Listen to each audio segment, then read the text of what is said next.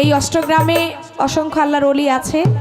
তো ওলিদের নাম প্রচার করা এটা হচ্ছে আমাদের শিল্পীদের কাজ, এটা আমাদের কর্ম, এটা আমাদের ধর্ম। কারণ তাদের থেকেই আমরা এই গান বাজনার সূচনা পেয়েছি। আপনারা জানেন আমার হিন্দের ওলি গরিবের নামাজ, গরিবের বন্ধু আমার খাজা বাবা গান গাইতো আর আমার বড় পীর গান শুনতো।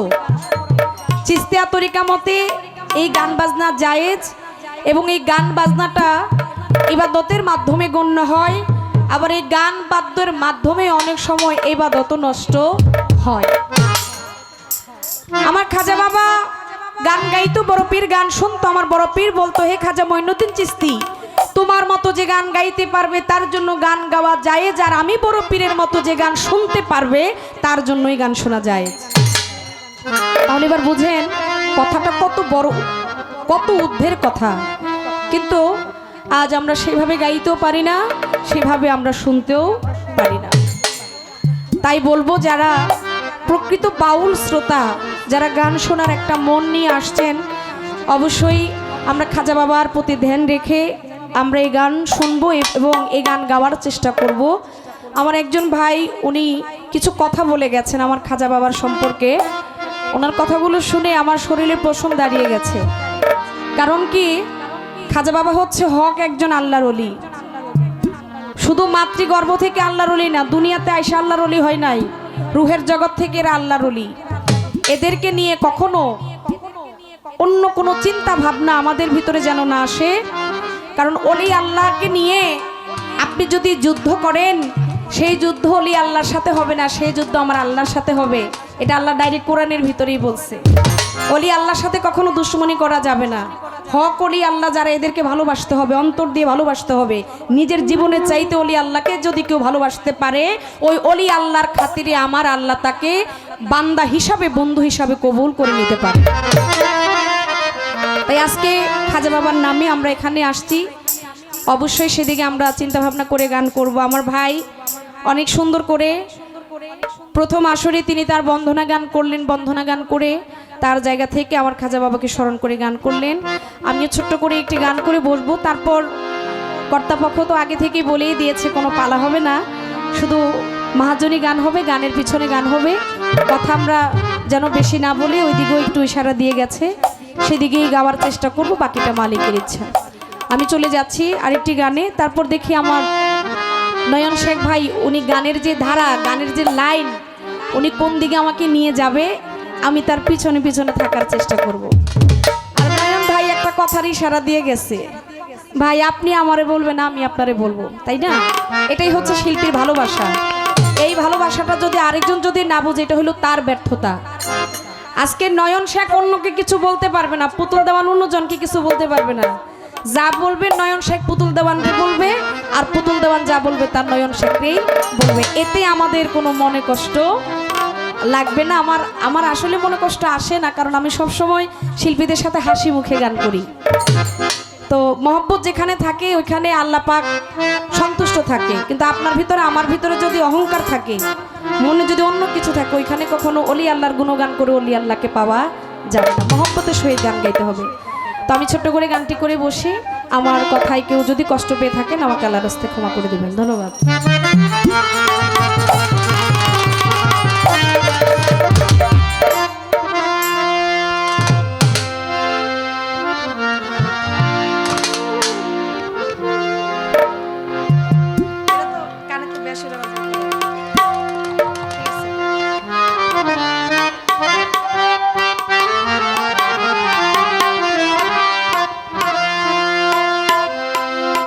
বহুদিন ধরিয়া সাধনা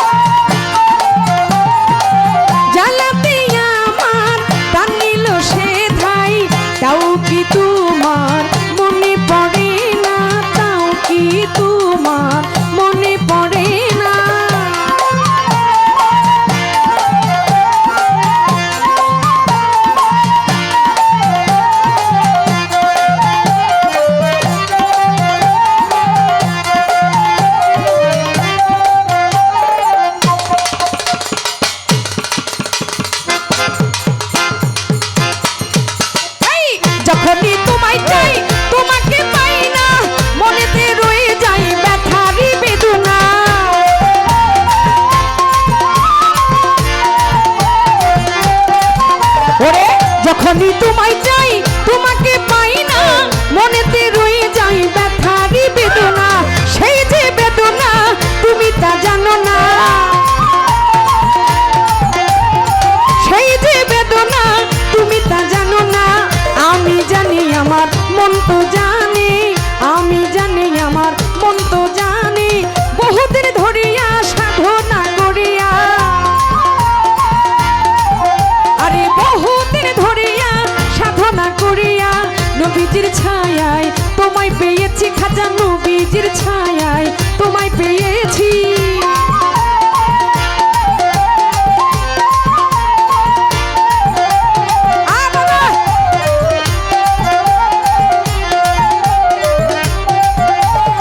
প্রাণের মুর্শিদ জান তোমাকে দেখিয়া এসেছি নাচিয়া আকুল হইয়া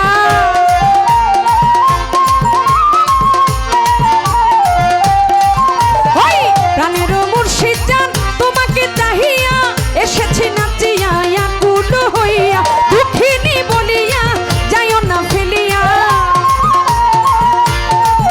আমায় দুঃখিনী বলিয়া যাইও না ফেলিয়া তোমারই নামে হইলাম দেওয়ানা খাজা তোমারই নামে হইলাম দেওয়ানা বহুদিন ধরিয়া সাধনা করিয়া ওরে বহুদিন ধরিয়া সাধনা করিয়া নবীজির ছায়ায় তোমায় পেয়েছি নবীজির ছায়ায়